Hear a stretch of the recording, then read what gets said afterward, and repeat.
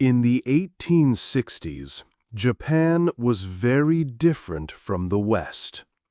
Cities in America and Europe, like New York and London, were modern. They had big factories, steamboats, and railroads. Japan, at this time, was a feudal society. It was ruled by powerful lords called daimyo, and had soldiers known as samurai.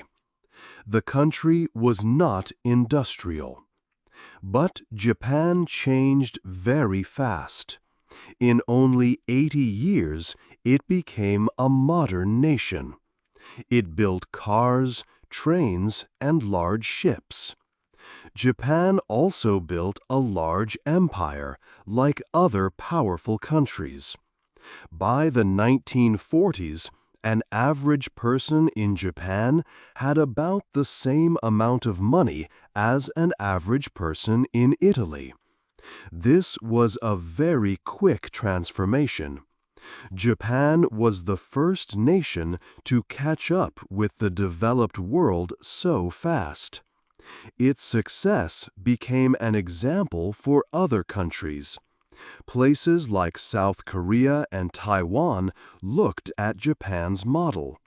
They wanted to learn how to grow their own economies. For over 100 years, Japan has often faced new problems before other countries. The world looks at Japan to see how it finds solutions. By learning about Japan's history, we can understand its successes and challenges. This knowledge helps us think about our own future. 2. The black ships arrive. For over 200 years, Japan was mostly closed to the world. This time was called the Tokugawa period. During this time, the government made strict rules. Japanese people could not travel to other countries, and most foreigners could not come to Japan.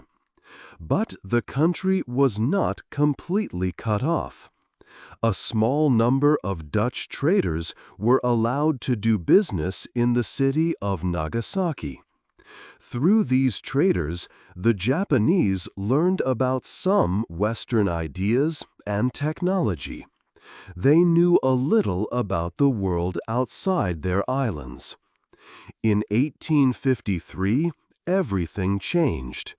4 large American warships arrived in Japan. People called them the Black Ships because they were black, powered by steam, and looked very strong. The ships had new, powerful cannons. These cannons could shoot explosive shells that could easily burn down Japan's wooden cities. The American commander told the Japanese government that he had a list of demands. He said he would come back in 1 year for an answer. Why did the Americans come? In the West, countries were trading a lot with China. Their new steamships needed coal to travel across the huge Pacific Ocean. Japan was in the perfect place and had a lot of coal. America and European countries wanted to use Japanese ports to refuel their ships. It was not about Japan itself, but about making trade with China easier and more profitable. The Japanese government was scared. Their own weapons were old and could not fight the modern warships. They had a difficult choice. They could say no and risk having their cities destroyed, or they could agree to the American demands. They chose to open their country. Japan had to sign treaties with America and other Western powers. These treaties were very unfair. Foreigners in Japan did not have to follow Japanese laws, and Japan was not allowed to tax foreign trade. Many Japanese people felt angry and ashamed. They believed their government was weak and could not protect their country. 3. A new Japan. In 1868, the old government of Japan was overthrown. Many people were unhappy because it seemed too weak to protect the country from foreign powers. A new government began, and this period was called the Meiji Restoration. It was named after the new leader, Emperor Meiji, who was given more power. The new government had one very important goal: to make Japan a strong and independent nation that could survive. The leaders looked at other places in the world, like India and the Ottoman Empire. They saw how powerful Western countries had beaten and colonized weaker nations. The new leaders were determined that Japan would not have the same future. They wanted Japan to be treated as an equal. The government decided that technology was the key to power. They believed Western countries were strong because of their superior technology, like steam engines and modern weapons. So, Japan's plan was to catch up by copying Western ideas and industries. The country abandoned its long isolation. Foreigners and their ideas were now welcomed. The government made a new economic plan to make the country great. But there was a big problem. Building modern factories and buying machines was very expensive.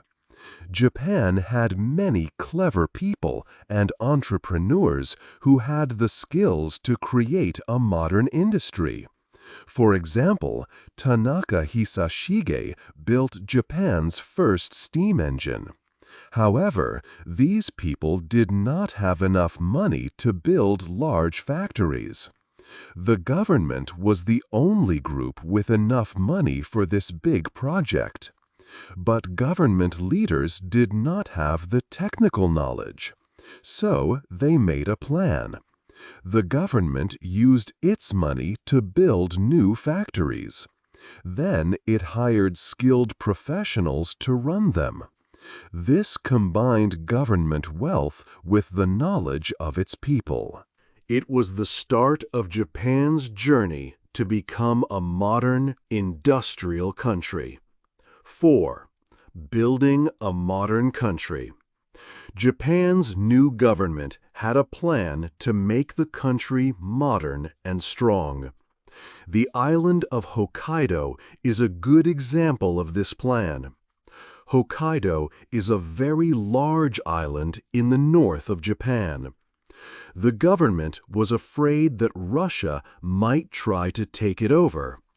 In 1869, they created a special group called the Hokkaido Development Board. Its goal was to develop the island quickly so it would be too strong for another country to attack. The island had a lot of potential for farming, but it needed modern ideas. The government looked to the United States for help. They hired an American expert who was a former leader in agriculture. He helped Japan learn new farming techniques. They started to use large farms and brought in new seeds from other countries. They also brought in new types of animals that could produce more. To share this knowledge, they opened a special college for agriculture. Japanese scientists could experiment there to find the best ways to farm in Japan. To support the new farms and businesses, Japan needed better infrastructure. They built new roads to connect places and dug canals for water. They also built ports so ships could take goods to other places. Teams looked at the land to find valuable minerals. When they found minerals, they bought modern mining equipment from Western countries. Japan also wanted its own trains. At first, they hired foreign experts to teach them. Soon, they could build their own train lines to move people and products around the country. As Hokkaido's economy grew, new businesses started. One of the first breweries in Japan, Sapporo Beer, was created there. It used the extra wheat from the new farms. The government supported certain businesses to help them grow.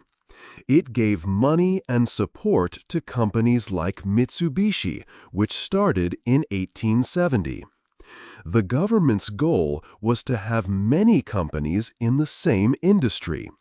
This created competition. The government believed that competition would force companies to become more efficient and create better products. All of this development was very expensive. But Japan did something different from other countries. It did not take loans from foreign banks. Instead, the government borrowed money from wealthy Japanese people and institutions. When the new businesses became successful and made a profit, the loans were paid back. This was a very smart plan. It meant that the money and wealth stayed in Japan. This wealth was then used again to help the country grow even more. Hokkaido's success became a model for the rest of Japan. 5. A new power in the world. Japan became a modern country very quickly. It had new factories, trains, and ships. But Western countries still did not treat Japan as an equal.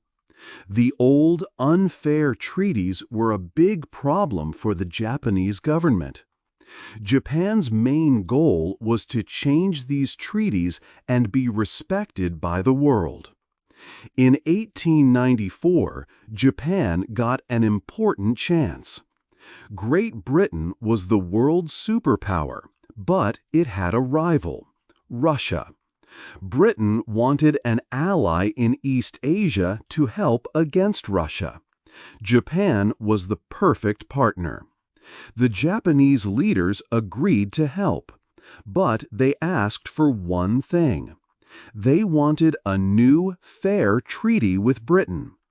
The British government needed an ally more than it needed the old rules, so it said yes. This new treaty was a huge victory for Japan. Soon, other Western nations also signed new treaties. Japan was finally an equal on the world stage. Now that Japan was a great power, it began to act like one. In the 19th century, great powers built empires by taking over other countries. Japan decided it needed its own empire to be strong and safe.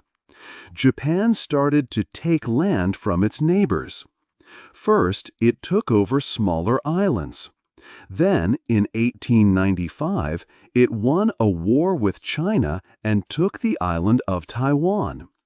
In 1910, it took control of Korea. These new places were called colonies. The colonies gave Japan important resources, like food and minerals, for its growing factories. They also acted as a protective wall around Japan. However, Japan was not a kind ruler. For the people living in the colonies, life was very hard. The Japanese Empire was often very cruel. Many local people were forced to work like slaves. The Japanese army committed terrible crimes against them. Because of this dark history, many people in countries that were once Japan's colonies still have bad feelings about that time. 6. War and a new start. Before the Second World War, life was getting better for many Japanese people. The country was becoming a great power and one of the wealthiest in the world. Japan had a parliament and a modern constitution. The economy grew strong because of government investment and the resources from its large empire. However, this growing empire created serious problems with other powerful nations. Japan soon came into conflict with China, the United States, and European empires. This led to Japan fighting in the Second World War through the 1930s and 1940s. Japan lost the war very badly. The country was left completely broken and had to give up all its colonies. Its leaders were put on trial for war crimes. Many of Japan's large cities were destroyed by bombs. In Tokyo, huge fires killed around 100,000 people in a single night. Millions of people were left homeless. They returned from other countries to find their homes gone and searched for work and food. After the war, the American Army arrived to occupy the Japanese islands. The United States wanted to make sure Japan could never threaten the world again. They helped Japan to rebuild and to become a democratic country, similar to how it was in the 1920s. This was the beginning of a difficult new start for Japan. 7. The economic miracle. After World War II, America's plan for Japan changed. In Asia, countries like China and North Korea became communist. America was worried about communism growing. It decided that a strong Japanese economy would help fight against it. So, America helped Japan rebuild and become a strong partner. The new plan was simple. Japan was not allowed to have a big army. It could only have a small military to protect itself. American soldiers stayed in Japan to keep it safe. This was a good deal for Japan. It did not need to spend lots of money on weapons and soldiers. Instead, it could use its money to build new factories and businesses. Japan would buy resources from other countries, make products like cars and electronics, and then sell them to the world. Japan focused on industries it was good at. This idea was called priority production. Japan is a country of islands with many mountains, so most cities are near the sea. This makes it easy and cheap to transport heavy things by ship. Japan built big factories for steel, chemicals, and shipbuilding. They were very good at this because of their location. By 1955, Japan's economy was already bigger than it was before the war. This quick growth was the start of an economic miracle. A modern economy needs many skilled workers. The government knew this, so it spent a lot of money on education. It made sure that all children could go to school. Before, only rich families could send their children to college. Now, more and more students finished high school and went to college.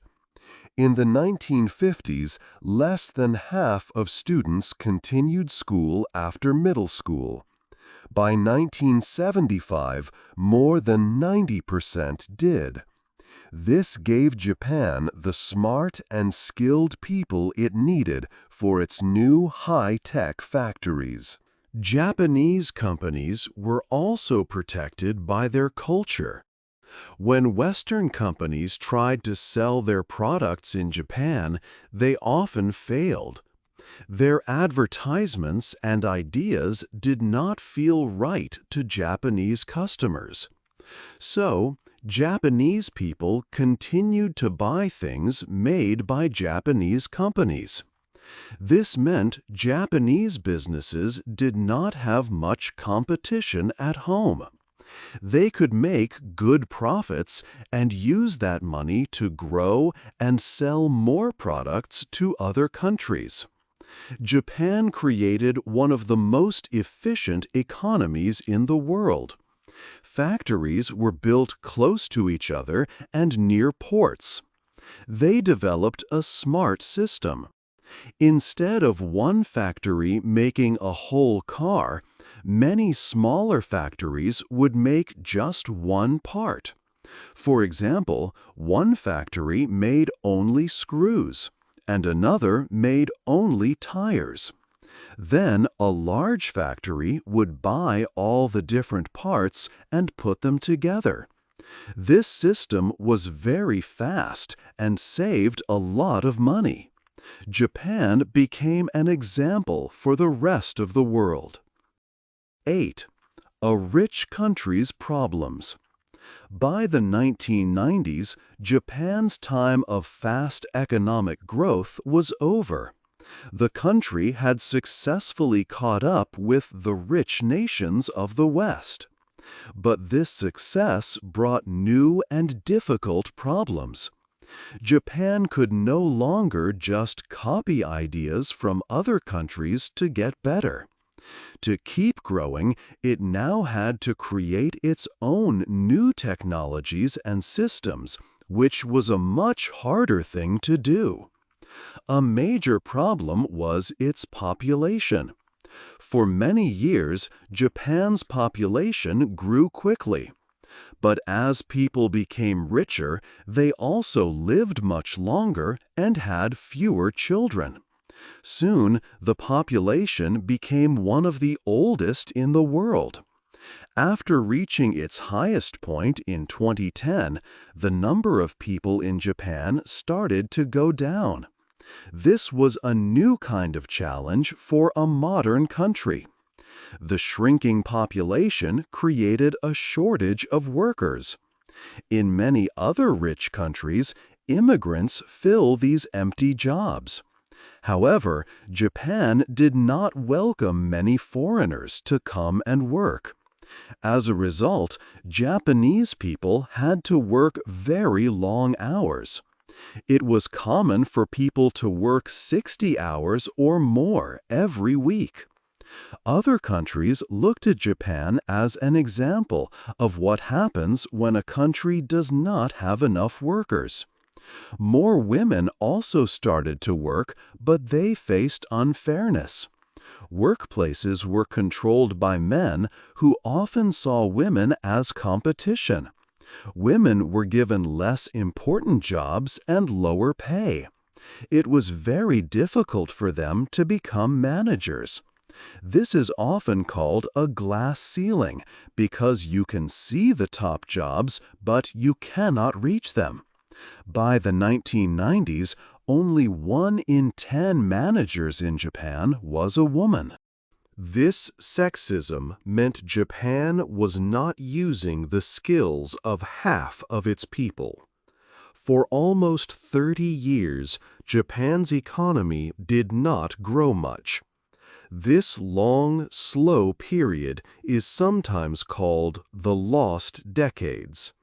Japan's journey from a poor, isolated country to a global economic power was incredible. But now, it must find new answers for the challenges of being a rich, modern nation. What do you think Japan should do to grow its economy again? Hey there! Just a second before you go. If you learned something new today, please give this video a like, write your thoughts in the comments, and subscribe to the channel. It only takes a second, and it really, really helps to create even better English videos for you. Your support means the world. Thank you.